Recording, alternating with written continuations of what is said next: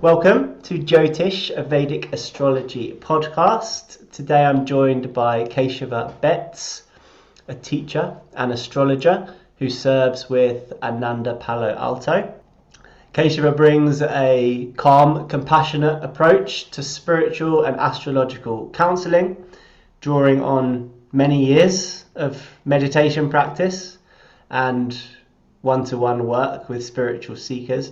You can find out more about his work at keshavabetts.com, and I'll just put a link in the description so people can find that. In this conversation, we'll be exploring astrology as a tool for counseling, not for prediction so much, but for insight into our inner world, reassuring people and helping people on their spiritual journey. So, Keshava, it's great to have you. Thanks so much for joining me.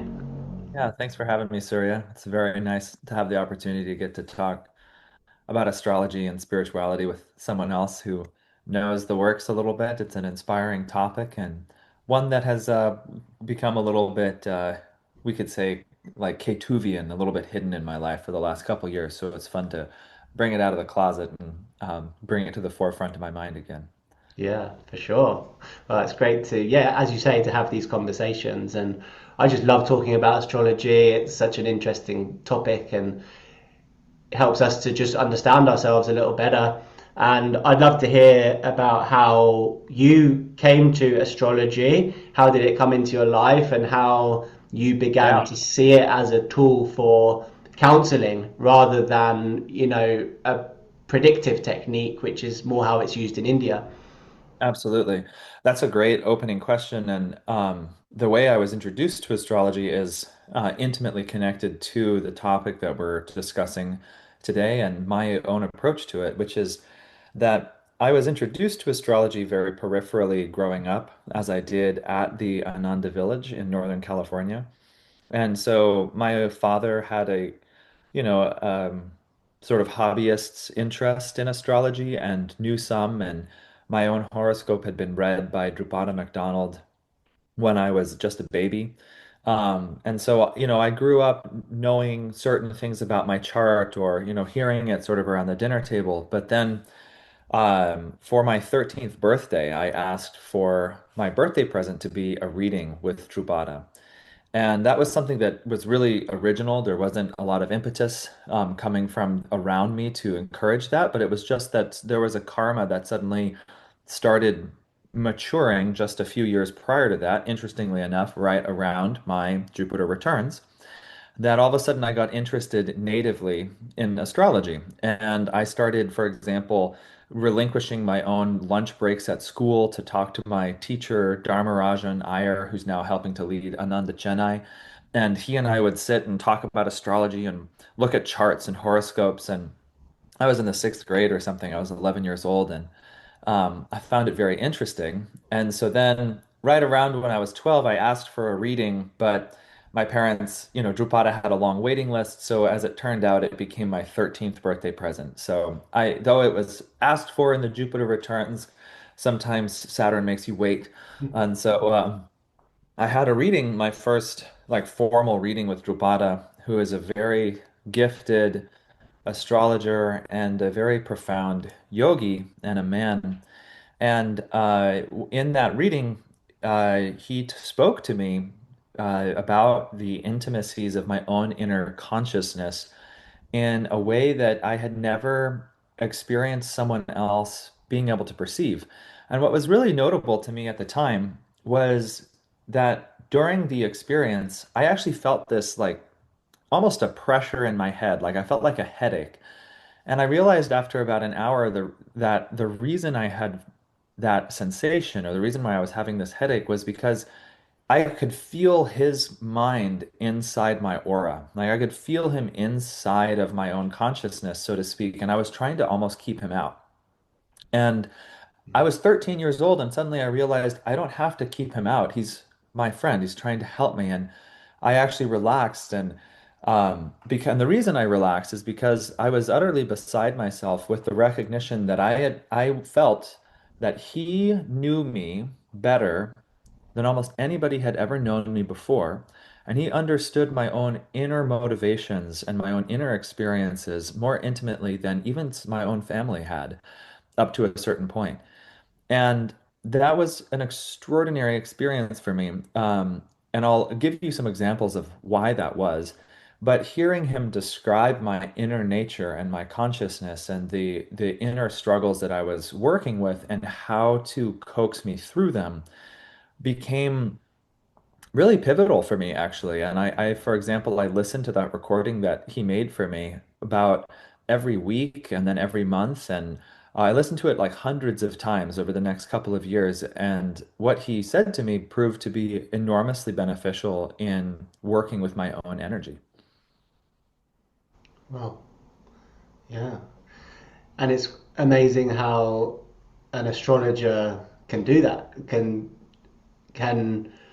have insights about you that, even the people that are close to you don't know. I remember Dennis Harness, who I got my first astrology reading with. Um, his astrology teacher said to him when he was having his first reading, the astrologer looked at the chart and then he looked at Dennis and he said, I know you better than you know yourself, which is quite a powerful thing to say. But and he was an Indian guy, so um, I think that some of these people in India that have been studying for such a long time really do have very deep insights into the chart. But so Absolutely. yeah, so then if someone comes to you and they're feeling stuck or if they're overwhelmed, struggling with something, how do you use astrology in a way that is supportive to them Yeah. emotionally? Yeah, that's a great question. And to me, that's like the ultimate question of astrology. And that's actually what makes it such a fascinating science and a practice for me, is that actually there are many different ways that a chart might play out. I find that a fascinating thing to explore in my own life, that, my own horoscope hasn't changed, but as a man, I've changed. My consciousness has changed. The way that I manifest the power and the karma of my own incarnation has matured by the grace of God. Um, and I find it really interesting also after having done enough readings where you might find two people with extraordinarily similar charts on a first superficial glance, what to speak of smaller, more pedantic differences, but yet they manifest them in very different manners. And that, you might find two people with Mars in Aries, and one person might be an exemplar of courage, and another might actually be a bit of a coward. And on the superficial level, that initially confronts, you know, it confronted me as a younger and less experienced astrologer. But then what I began to really ask, or rather, the way I was trained was to ask perpetually the question, really, when I look at a horoscope, I'm simply asking, what sort of saint are you born to be? Like, what is the potential of the chart? And then trying to tune into that by intuition and by really sincere prayer, by the analysis of the chart and by receptivity to the person in front of you, and then trying to feel where they are in their soul's journey, in their journey through the manifestation and the expression of their own horoscope. And then also the one of the great arts then is to also try and feel what is the appropriate next step. Um, because, it might be one thing to be able to perceive what the ultimate or highest expression of a particular orientation might be in someone's horoscope, but then to practicalize that so that way the advice that you render is actually hope giving rather than hope destroying, is a really fascinating process and one that has really inspired me for the practice that I've been able to do in astrology. So then if someone has Mars in Aries, for example, and of course there are many other elements to that, and Right. you so they could be in a particular house, or it could be aspected by a difficult planet or a more Yeah. beneficial planet like Jupiter. But do you think that even if the Mars was very similar in dignity, in terms of like in the same similar house, similar aspects, that Yeah. Mars in Aries can still play out in those two different ways, one being more courageous, one being more, cowardly, Yeah. depending on the person's spiritual consciousness or That's exactly right. I think that's what I've begun to see and to be, curious about is a metaphor that I sometimes like to imagine is that perhaps the horoscope is a bit like a stained glass window. And so the different planets and the houses and the signs being like different elements of the stained glass window, its architecture, its beauty, the clarity and the cut of the glass and so on and so forth.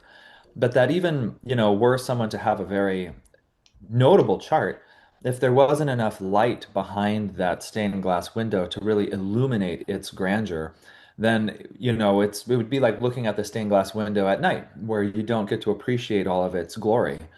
And so it's been interesting looking at a chart. I have had a few moments where I've looked at charts where they seem to promise greatness, but then lose their luster because of the darkening and the contraction of the individual's consciousness. And then similarly as well, I've seen people through heroic self-effort and God attunement I've been able to really ennoble more challenging charts and really bring out the greatness inherent even in more traditionally challenging placements. And of course, it's not to say that we're going to make every pauper a king in the material aspect, but that pauper might become a king of his own heart and become like a truly noble person, and therefore also discover a greater happiness and a stronger capacity to fulfill their own dharma, which is perhaps the most important thing. yeah. And so as astrologers, that kind of makes it a little difficult, doesn't it? Because actually, what's required is quite a deep intuition and to kind of tune into how that planet is operating for that Absolutely. individual person. Absolutely. I think that's actually like the primary cause of an incredible and unending sense of humility for me as an astrologer is I feel actually enormously, in a sense, unqualified to do what I'm often asked to do. And that I feel like the only one who really would have a right to do a reading and to try and offer the counsel that I am attempting to do would be a saint, Hmm. or the planet themselves. And so, really, I find that a lot of my preparation has become attunement, that I spend a lot of my efforts really trying to attune my mind to the guidance of my master, to Yogananda, and actually also to the soul of the person who I'm counseling. I pray very sincerely before to the soul of the person I'm doing a reading with, and I implore their superconscious self to inspire me and to show me, to reveal to me what they need and how to counsel them in this moment and to help facilitate them taking the next step towards their own fulfillment. And it's amazing to me because astrology is actually like inscrutable in a certain level. Like I occasionally go back and re-examine my own understanding of astrology, my own conceptions of it, my worldview, and I often find astrology to be completely baffling. I mean, just the very nature of its validity, the fact that it works, the fact that I practice it, the fact that I've seen it help people in countless and quantifiable ways. Even the testimony of the intervention of gems and things like this, which seem to defy the Western rationalist mind, put into that, the sense of humility before the greatness of an individual's karma. I feel often, completely actually, yeah, very, very small before the task of doing a true reading for someone. And I find that actually in that humility, I find the resources necessary for success, which is that, actually, as Babaji says in the autobiography of a yogi, that humility is that quality which God loves best. And that it's not to say that it's self-debasing, but in that humility creates a vacuum of devotional desperation for me personally, where I pray very ardently to God, and I tell God that, it's not really so much to save my skin or my reputation as an astrologer, because frankly, being an astrologer is kind of challenging and a little bit inconvenient. And, people take your words so seriously. There's a very high degree of pressure in my mind. But then what really happens to me is I feel a lot of compassion and sympathy, and I pray to God that I say, God, you must come and you must inspire my mind with the correct inspiration and the right guidance. And you must flow through me and guide the footsteps of my intuition and of my reason and my counsel and help this person. And then what it becomes next is sort of a dance between common sense and rationalism and training with intuition, relaxation, cooperation with divine grace. And that's for me personally, the my inner experience of doing an astrological reading is one of a continual inner compass check where I am perpetually inwardly reassessing my own heart to see if I feel that God is smiling upon me in the direction that I'm moving in the reading, in the counseling. And it's very interesting, actually, that occasionally I'll be talking at length to somebody about their horoscope, maybe in a manner that I feel is very defensible from a technically analytical perspective. But I will suddenly feel that I don't have the support of divine grace behind me. There's not the wind in my sails, but I'm rowing the boat and I'm confident in my assertion that it's correct, but I don't feel that presence of grace. And actually, many times in a number of readings, I've just stopped and I've stopped dead in the middle of a sentence and said, I don't think that I should say that.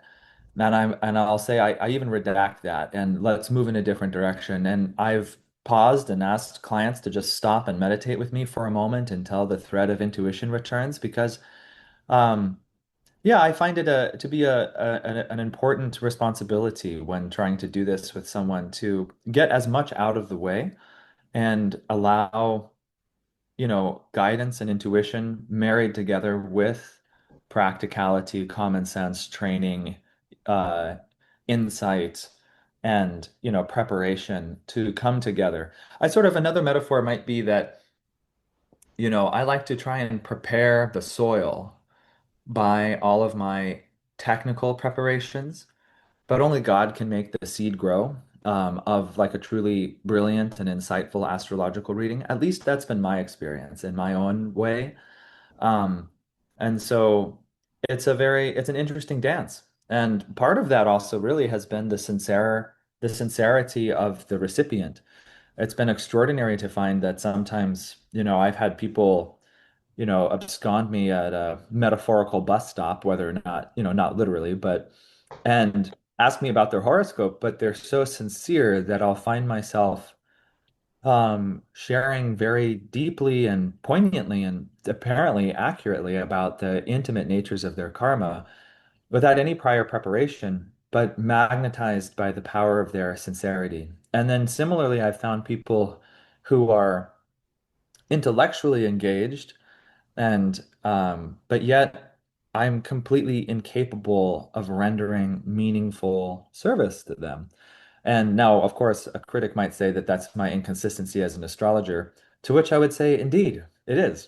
And that is just one of the limitations that I have embraced as my own in the way that I am able to practice in this incarnation at this time. Yeah. Well, I found like that so much of that really resonated with me a lot as an astrologer. Uh, that sometimes feeling like the task is just too big, and I've actually cancelled readings before when I've had a busy week and I'm looking at the chart and I'm not seeing it, I'm not feeling the connection. It hasn't unlocked itself to me, and then I get this sense of like imposter syndrome, and I'm aware of that huge responsibility that it is, and I don't want to say to someone something which is just me kind of making it up. I want. It's so important that we have that divine support, and I loved what you said about God. You must come because that's really a powerful way to approach that. I think. Yeah.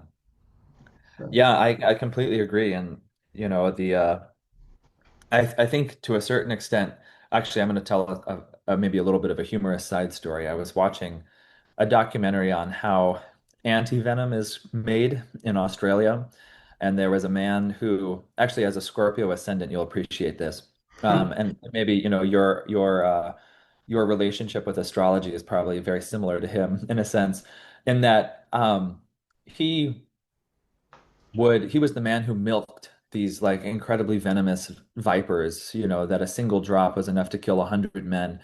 And to make matters even higher stakes, he was allergic to anti-venom. And so basically, if he gets nipped, it's over. And it was miraculous watching him perform his, art with these incredibly deadly snakes, drawing out their venom so that way it could be processed and turned into anti-venom. But what was so touching was he had so much devotion, actually, and that when the interviewer discovered that he was even allergic to anti-venom, they said, "Why on earth are you still doing this?"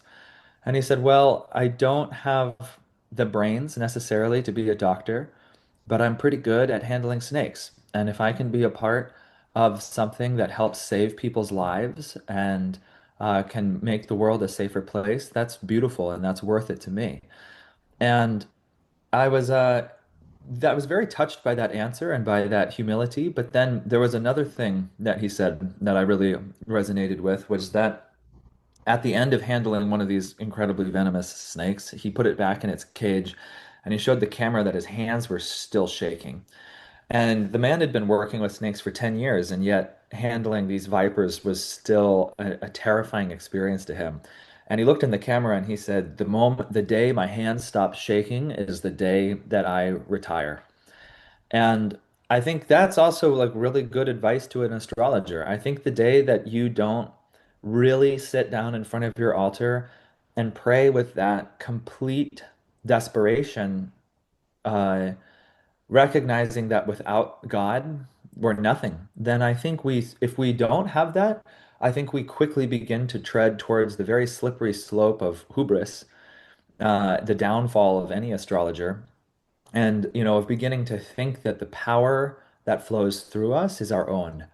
And maybe an interesting thing to consider is that for us to be astrologers, we have to presume that it's spiritually beneficial for us to do it, which is an interesting sort of angle to explore, because why doesn't everybody practice astrology? Why doesn't everyone have the karma to become a jyotishi, especially because it's such a rich mine of so much insight and inspiration and forward movement on the spiritual path?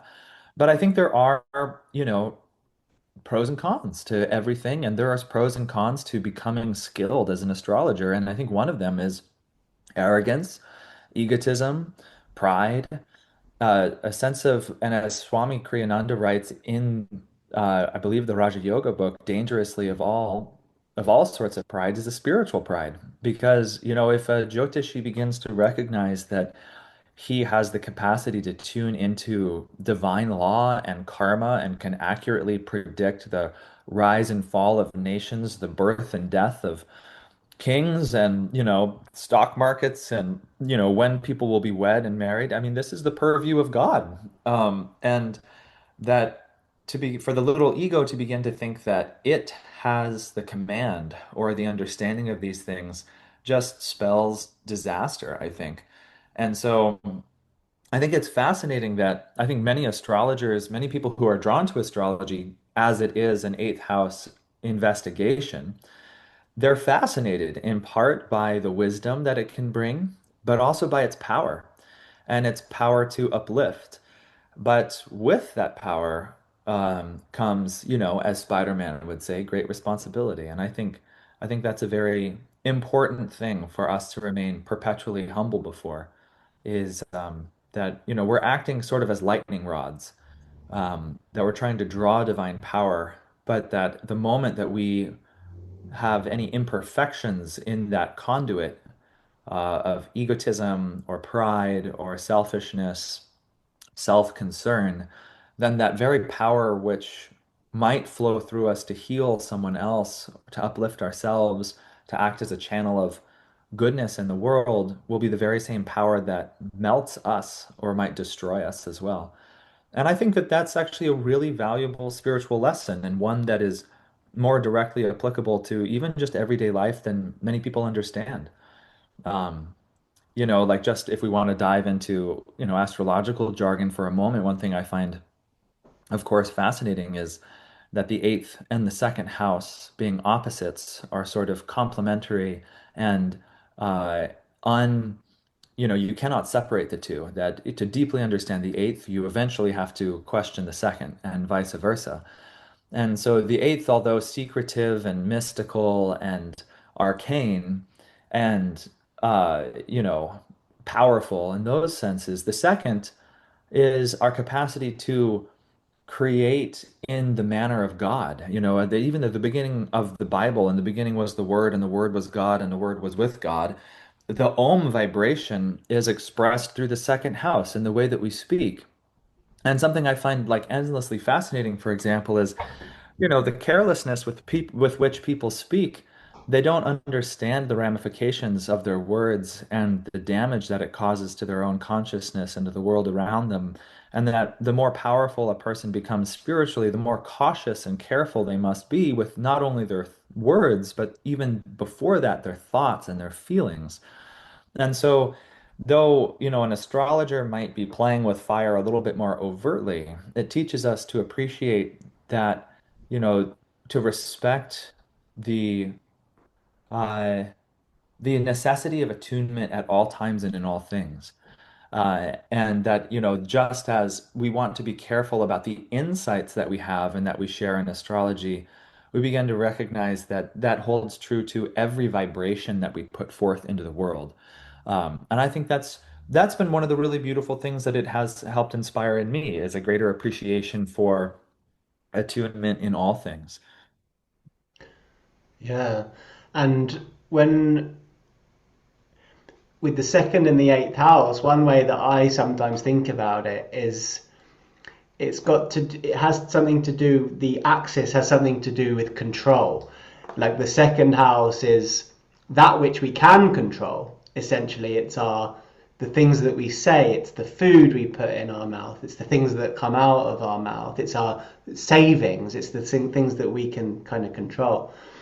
Whereas the eighth house is that which we can't control, the sort of scary things, the things that happen to us that we don't have control over, the events which kind of change the path of our life. And I think when you take both of those to the extreme, what you kind of come to is something to do with surrender. Yeah. Surrendering to the fact that there are things in this world there's nothing I can do about. These things will happen, and this life is a dream, and we can move through this dream and accept the fact that those things are there.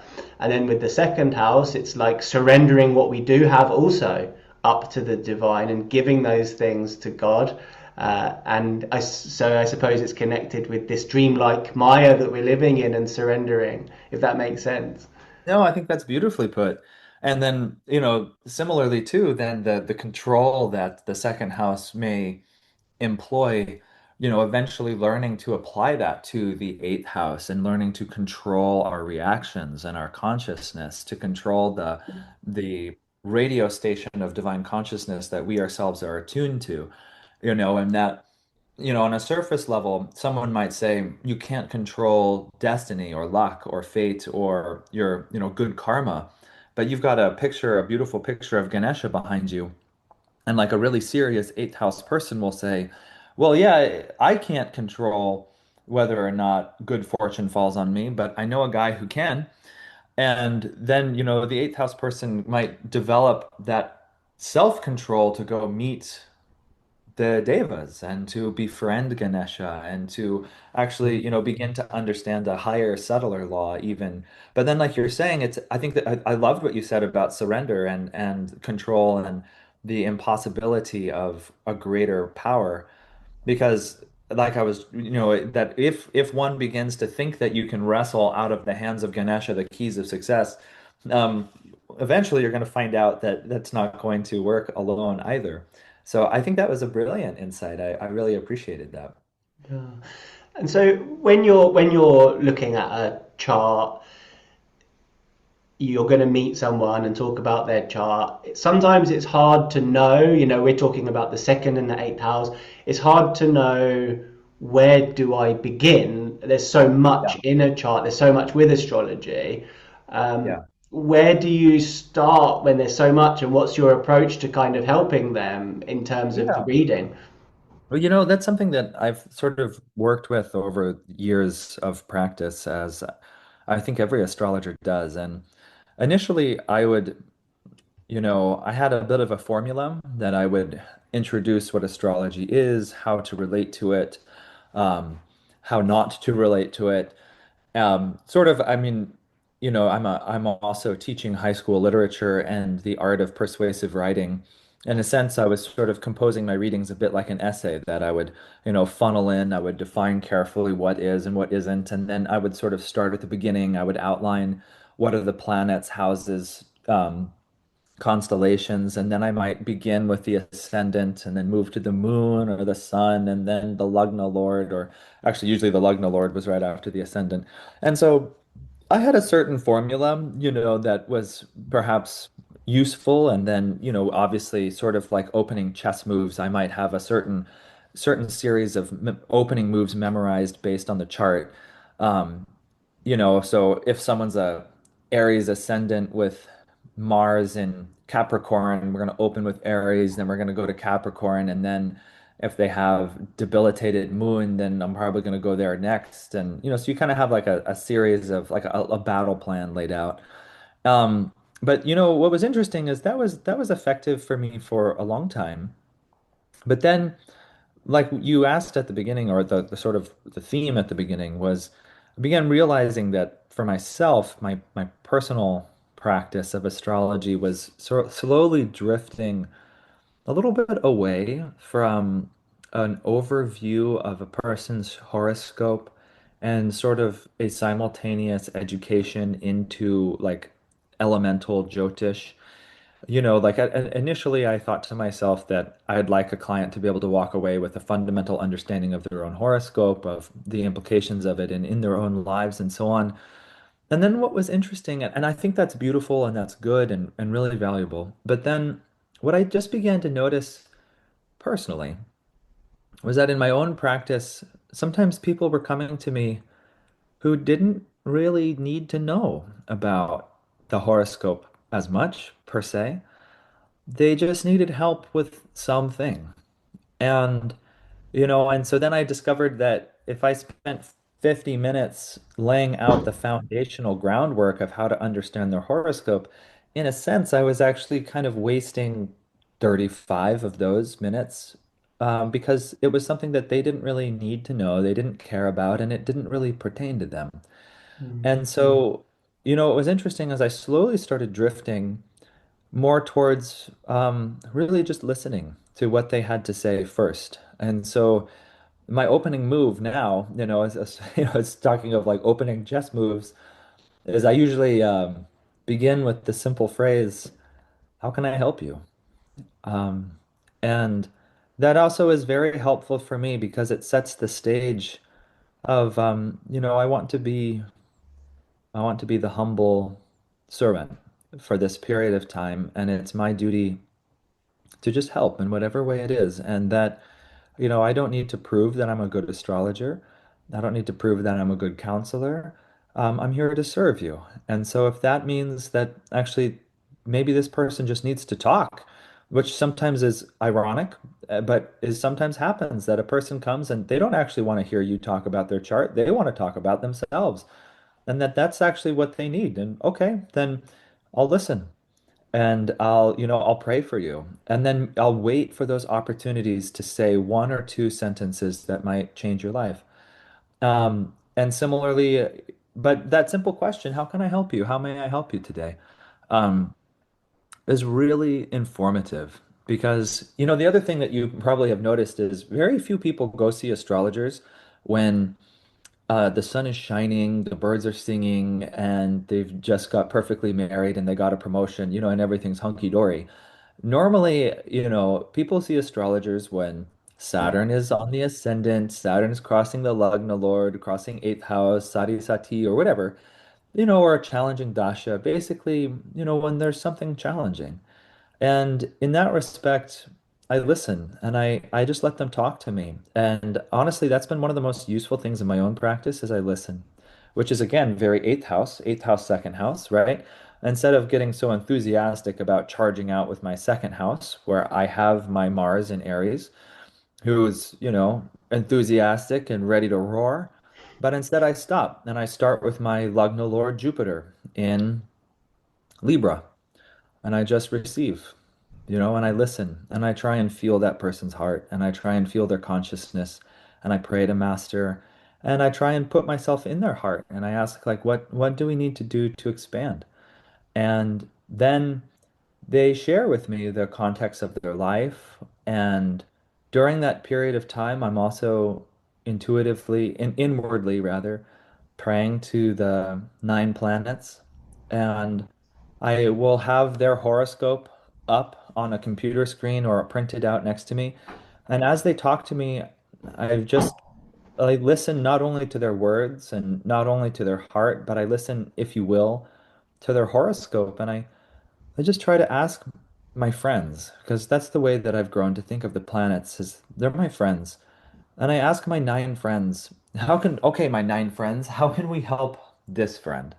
And in a sense, I think actually maybe the secret of my astrology is compassion, because I feel that all of the nine planets essentially want to be noble. I mean, and that's my very optimistic, perspective, but that, I really feel God in each of them. And it moves me profoundly when I perceive that in my inner self.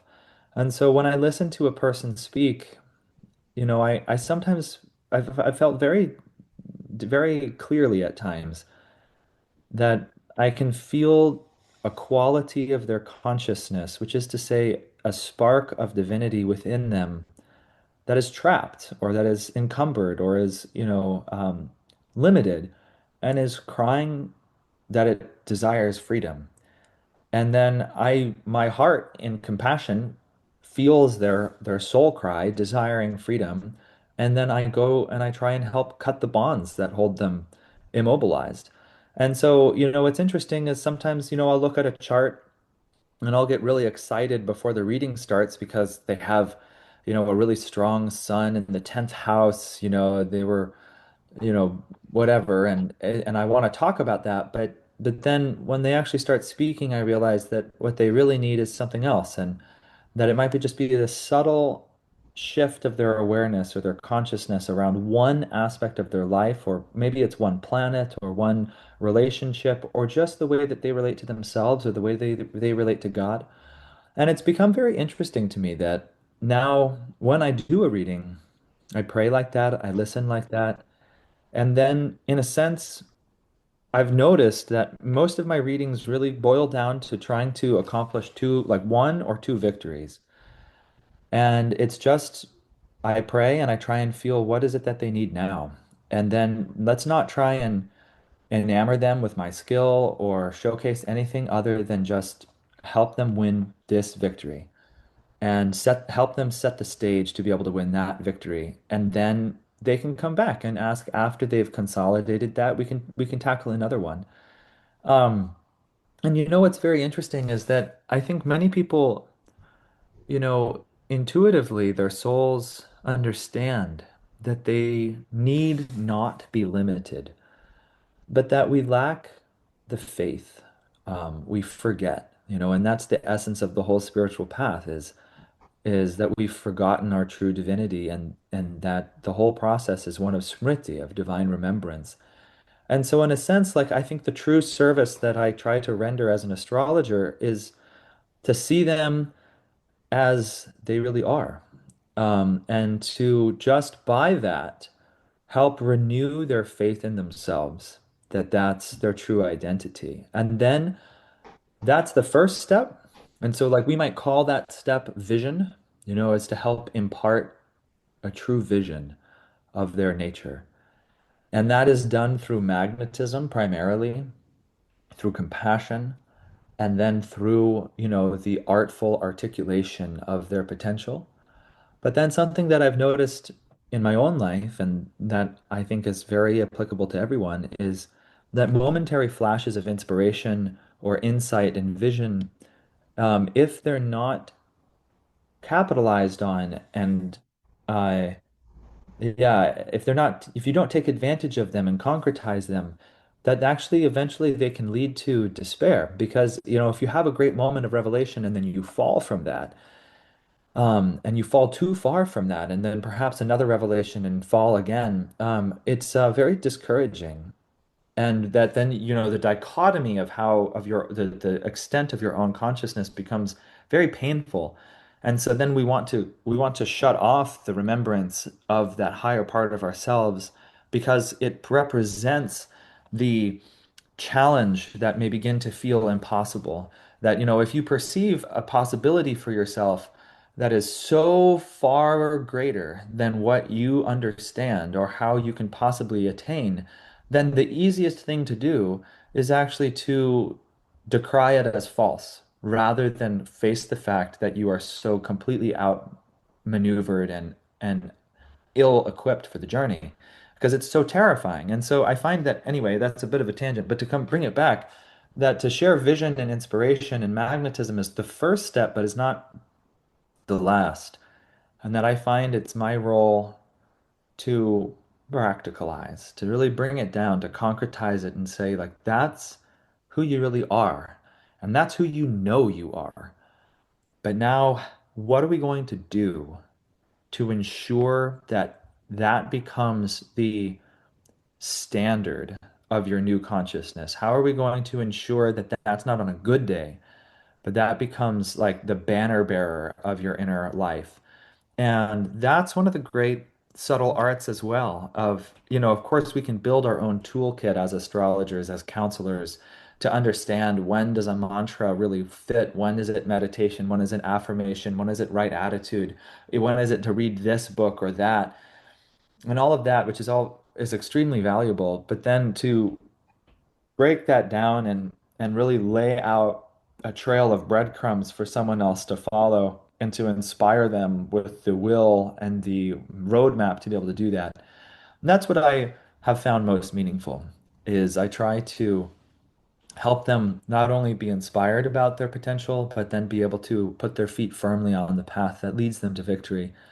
Um, of course, we can't walk it for them, but that if we can clearly define it and encourage them, the readings which I'm most proud of, I mean, if that's the right word, which perhaps it isn't, the readings which give me the most inspiration and which I think Master will be most pleased with when I die and I do my life review are not necessarily those readings which I accurately predicted the day upon which someone would be married, which was, I think, maybe the craziest thing that I ever accidentally did.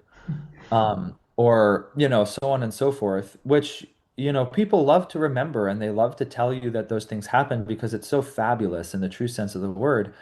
And, that's how like your reputation gets out as an astrologer, and all of a sudden you're doing readings for every single one of that person's friends because you said they'd get married on November 23rd, 2021, and they did, and now everyone wants to know when they're going to get married. I don't think that that's really what Master will be pleased with when I stand before him. But I think when I stand before him, I think Master will smile at me and be proud of me for those moments when I helped another soul take a step towards victory, in the real sense, and encouraged them forward. And in that respect, I think perhaps astrology is deeply moving to me because I get to, um, in my little way, I get to try and be like my father in a sense. Like little children will walk around and imitate the way their father walks or the way their father talks or put on his shoes and try driving his car when he's not home. And in a sense, I think all of us as disciples, we all are doing that in our own way. We're all imitating our one father, our guru, our one father God in those ways which most inspire us. And um, when I think of my guru, I am transfixed with gratitude by his power to not only inspire me, but transform me and bring me to victory. And bring me to victory not just in the battlefield of life, but in the battlefield of my heart, and to show me how to truly be a conqueror of my own self. And in that respect, I honor him in the way that I do readings because I want to be like him and I want to share with others as he has shared with me. And so I suppose in a cyclical sort of way to conclude this arc, really the whole journey for me as an astrologer is just one of imitation. I'm just trying to do for others as he has done for me in my little way. And that's also why I'm so sincere, is because how else this is an interesting tangent, but many times, I don't know if this has ever occurred to you, but I often think to myself, like, were Yogananda to appear before me, what would I say? What would I do? Um, what would I ask? And I realized some time ago that, I wouldn't ask him for anything. I wouldn't, yes, I would love to touch his feet. I don't even think I'd have the presence of mind to do that. I think I would just throw myself upon him. But what I'm trying to get at is, I think the one thing that I would like most is to show him my gratitude. Um, and I think that's been the essence of my life as a disciple, is that I want to show my guru that I'm grateful for his intercession.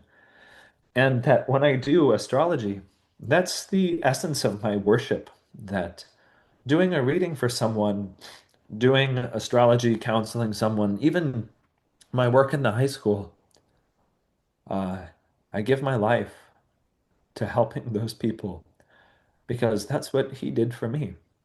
And I think, um, forgive me, I think that's one of the most heartfelt ways that I can think of in this world to show your gratitude is to try and do what your benefactor thinks is most important.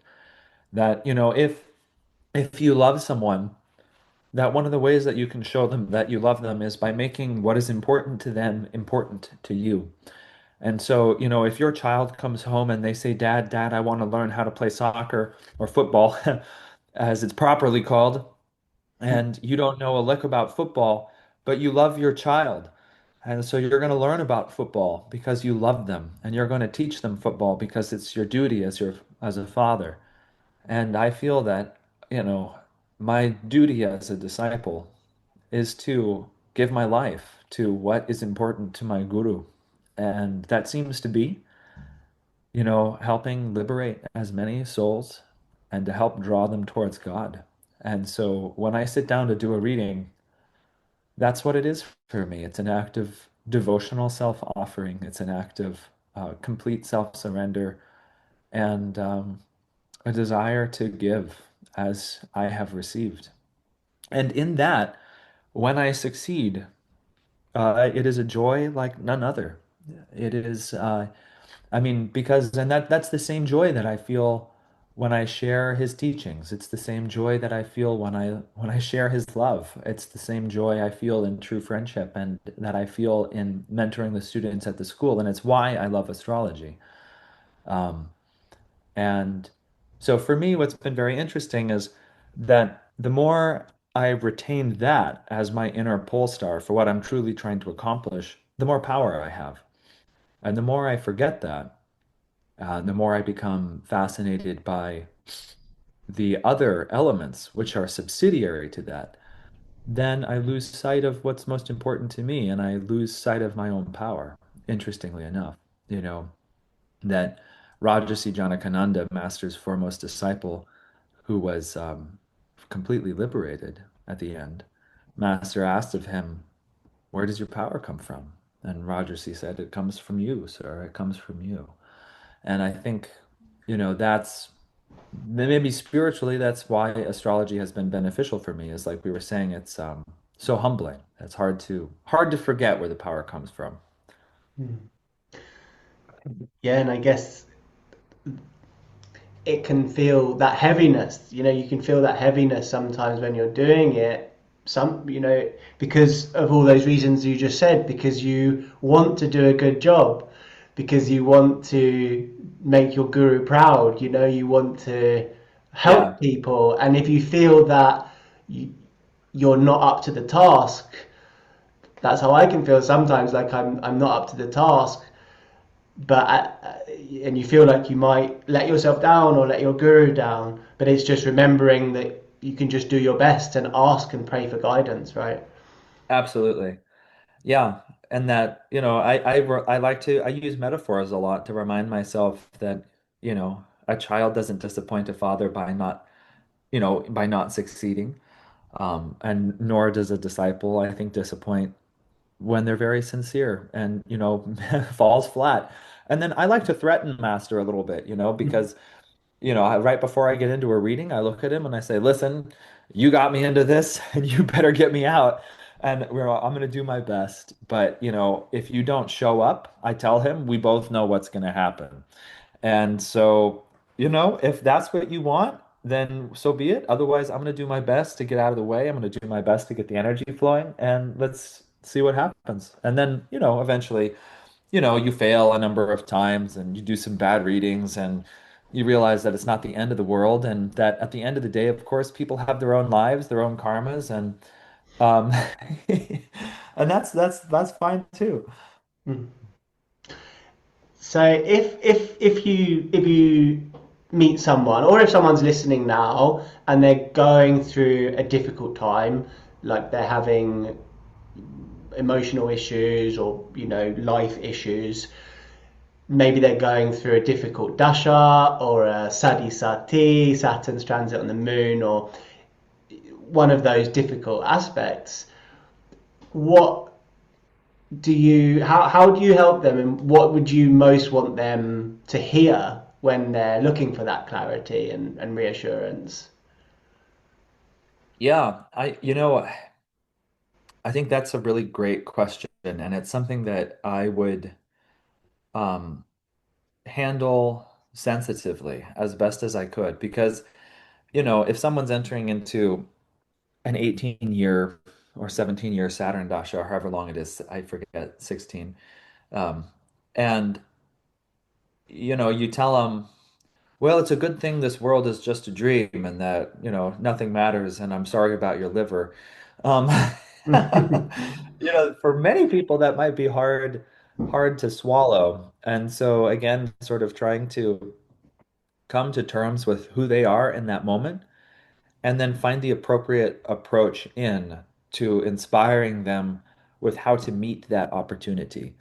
Um, Something that I have found very interesting is that, as Master said, karma, if met at its crest, can be a great opportunity for a victory.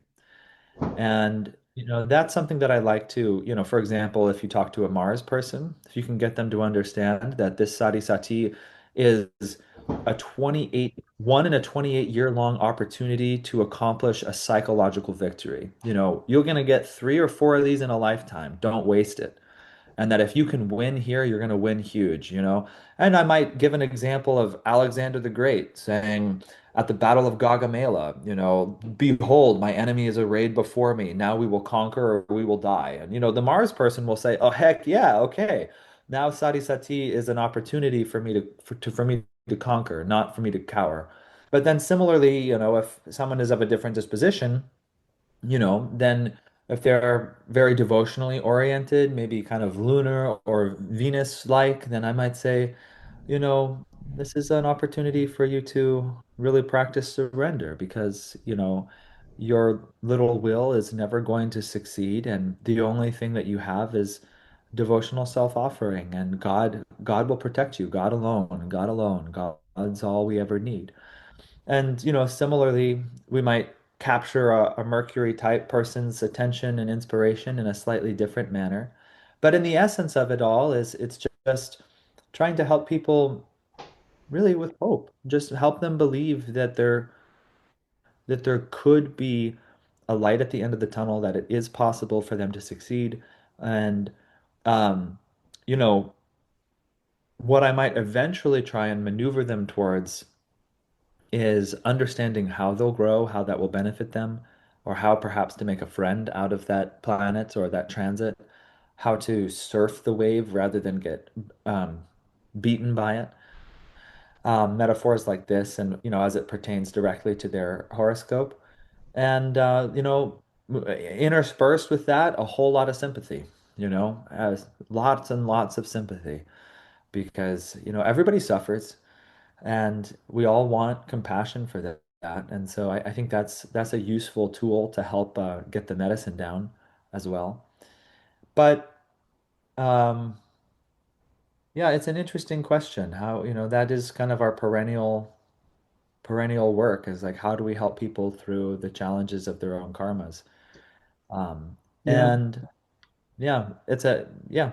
What do I, you think? I In think, your yeah, and it's really, I try to frame it in their mind as like the planets are teachers. I like to really think of the planets as teachers, and like with the way that you prepare for a reading, I try and I try and tune into what lessons is this person learning at this point, and just generally in their natal chart and through the transits, what's coming up right now.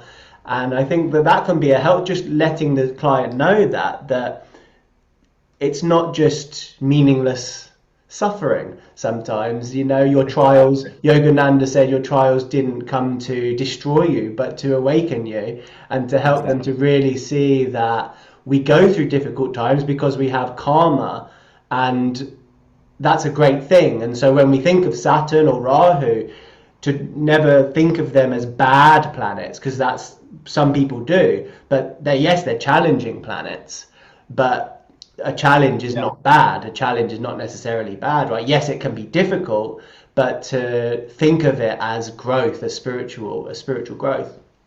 Absolutely. And I think a lot of that comes to, or the power to actually persuade people of that comes from our own personal experience and magnetism, that I think we need to befriend those planets ourselves and, learn to overcome those challenging planets in our own horoscopes, the Saturns or Ketus and Rahus or Mars and so on and so forth, or whoever it is in every individual's chart. But it holds more power if you tell that person, Saturn can actually become your friend, and he's actually, in a sense, your best teacher. And and just similarly, like if we went to a tough grad school program and there was a really challenging teacher, but you had already gone through his course and said, no, no, if you really pay attention, he's gonna, you know, make a real success out of you, then an underclassman might be more prone to take the class seriously. And so yeah, I think that's a big part of what we are also doing, is befriending those planets and finding our harmony with them, so that way we can sort of make a positive introduction to the other person. Yeah. So I've got one more question for you, and then we can wrap it up. But it's been so fantastic and wonderful, and I always really enjoy speaking about astrology. But to feel your devotion with it and your sincerity has been really helpful to me as an astrologer, and I think it will be helpful to a lot of people.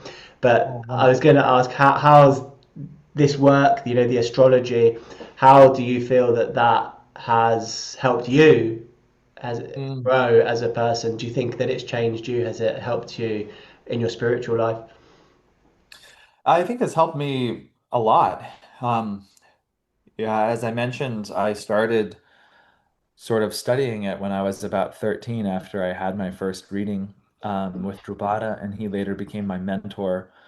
And so astrology helped me a lot, both with self-awareness and self-understanding, but also interest and curiosity to investigate the depths of human nature, my own nature, and the universe.